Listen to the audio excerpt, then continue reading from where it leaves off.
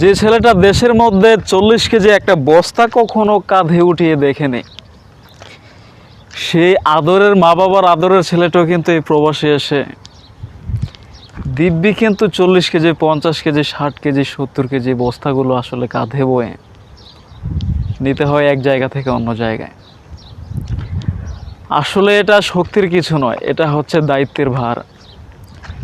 যখন নিজের কাঁধে দায়িত্ব পড়ে যায়, যখন বাবা বৃদ্ধ হয়ে যায়, বাবার দায়িত্বটা নিজের কাঁধে পড়ে যায়, তখন আসলে যত পরিশ্রমী হোক, প্রথমে পরিশ্রম মনে হলেও পরে কিন্তু আর ওইটা পরিশ্রম মনে হয় না। কেননা আমার রোজগারের টাকা দিয়ে আমার ফ্যামিলি চলে, প্রত্যেকটা প্রবাসী এটা ভাবে।